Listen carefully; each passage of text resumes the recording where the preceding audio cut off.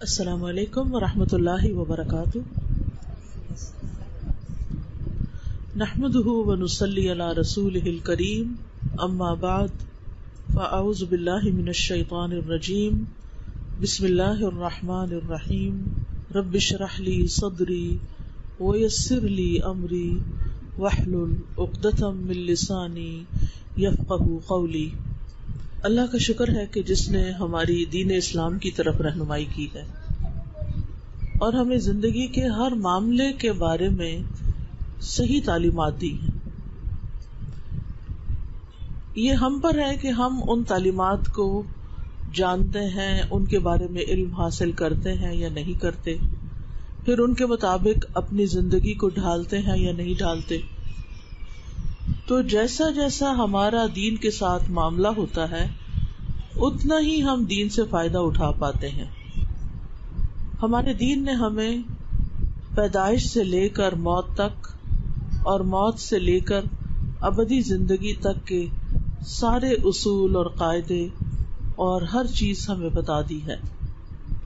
صرف یہ نہیں بتایا کہ ہمیں اس دنیا میں کیسے رہنا ہے، ہمیں یہ بھی بتا دیا ہے کہ قبر میں کیا ہوگا، ہمیں یہ بھی بتا دیا ہے کہ حشر کے دن کیا ہوگا، ہمیں یہ بھی بتا دیا ہے کہ حشر کے دن کے بعد جنت یا جہنم جو ہے وہاں کیا ہوگا. اگر ہم خود غفلت میں ڈوبے رہیں اور ان چیزوں کے بارے میں معلومات حاصل نہ کریں تو پھر ہم یا تو لوگوں کے بتائے ہوئے سنے سنائے دین پر چلتے رہیں گے یا اپنے ہی کچھ خیالات کے مطابق زندگی بسر کر کے چلے جائیں گے، لیکن اس زندگی سے پھر بھرپور فائدہ نہیں اٹھا سکیں گے. اس زندگی سے پورا فائدہ اٹھانے کے لیے ضروری ہے کہ دین کا باقاعدہ علم حاصل کیا جائے، اللہ سبحانہ تعالیٰ کی پہچان کی جائے، اللہ سبحانہ تعالیٰ کے ساتھ ایک بہترین اور خوبصورت تعلق قائم کیا جائے، اللہ سبحانہ تعالیٰ کے سامنے ہر دکھ تکلیف پریشانی ہر مسئلہ رکھا جائے اور اس سے حل مانگا جائے. ہم جانتے ہیں کہ دعا کرنا ایک عبادت ہے اور ہمارے مسائل کا حل ہے، لیکن بہت دفعہ ایسا ہوتا ہے کہ ہم دعا کرتے ہیں لیکن جب ہمیں قبولیت کا اثر نظر نہیں آتا تو ہم اللہ تعالیٰ سے ناراض ہونے لگتے ہیں. حالانکہ ہونا یہ چاہیے کہ دعا قبول ہو جائے، وہ چیز مل جائے جس کی ہم طلب رکھتے ہیں، یا نہ ملے ہم اللہ سبحانہ تعالیٰ کے سامنے اپنا سر جھکا دیں، اپنا معاملہ اللہ تعالیٰ کے حوالے کر دیں اور دعا کے قبول نہ ہونے کی کوئی تعویل کر لیں، کوئی اپنے دل میں وجہ سوچ لیں. مثلا یہ کہ کبھی جو چیز میں مانگ رہی ہوں اس کا نہ ملنا میرے حق میں زیادہ فائدے کی چیز ہے اور زیادہ مناسب ہے، کیونکہ کئی دفعہ ہمیں کوئی نعمت مل جاتی ہے تو ہم اس کی وجہ سے تکبر میں مبتلا ہو جاتے ہیں، ہمارے اندر اکڑ آ جاتی ہے، ہم اپنے آپ کو کچھ سمجھنے لگتے ہیں، اور جب کوئی چیز نہیں ملتی اور ہم ٹوٹ جاتے ہیں تو ہمارے اندر وہ چیز عاجزی پیدا کر دیتی ہے. کبھی ایسا بھی ہوتا ہے کہ دعاؤں کی قبولیت میں یا کسی کام میں جو رکاوٹ ہوتی ہے وہ ہمارے اپنے گناہوں کی وجہ سے ہوتی ہے، لیکن اس کو ہم کنسیڈر نہیں کرتے، اس کی طرف ہم توجہ نہیں کرتے، کیونکہ ہم سمجھتے ہیں کہ ہم تو گناہ کرتے ہی نہیں، ہم نے کیا گناہ کیا ہے، ہم نے کون سا گناہ کیا. یہ عام جملے ہیں ہمارے، حالانکہ انسان خطا کا پتلا ہے.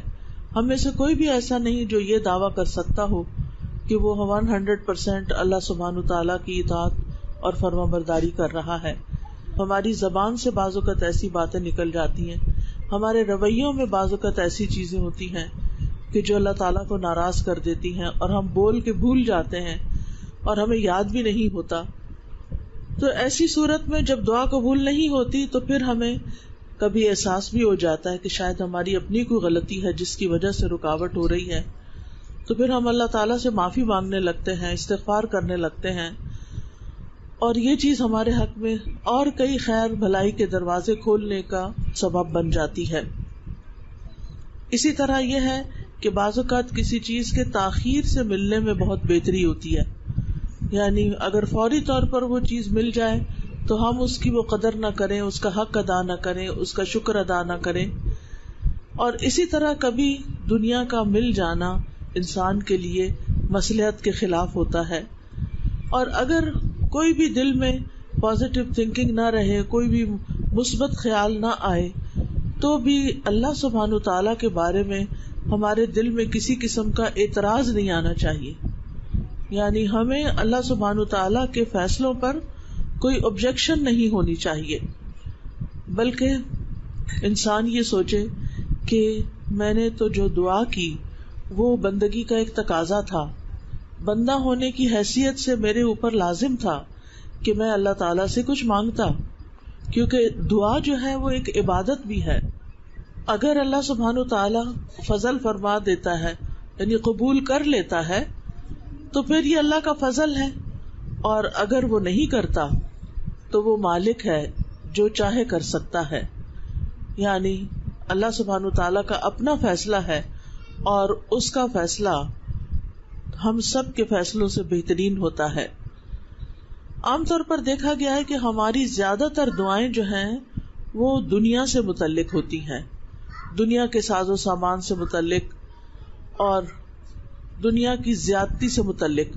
ہم ہر چیز چاہتے ہیں کہ دنیا میں کوئی بھی جو عیش و عشرت کی چیز ہے وہ ہمیں مل جائے، لیکن اگر دیکھا جائے کہ وہ سب کچھ نہیں بھی ملتا جو ہم چاہتے ہیں، تو اس میں بھی ہمارے لیے خیر ہی خیر ہے. کیونکہ جب انسان کو زیادہ دنیا مل جاتی ہے تو وہ اللہ تعالیٰ کو اور زیادہ بھول جاتا ہے، اور بعض اوقات وہ اللہ سبحانہ تعالیٰ کی ناراضگی کے کاموں میں ان کو استعمال کرنے لگتا ہے. تو اس لیے سمجھدار انسان کو چاہیے کہ وہ ہمیشہ اپنا تعلق اللہ تعالیٰ سے مضبوط رکھے، اللہ تعالیٰ کے حقوق ادا کرنے کی فکر کرتا رہے، اور اللہ تعالیٰ کے مدبر ہونے، اللہ تعالیٰ کی تدبیر اور اس کے انتظام پر راضی رہے. بظاہر اگرچہ اس میں ہمارے لیے ہارڈ شپ ہی کیوں نہ ہو.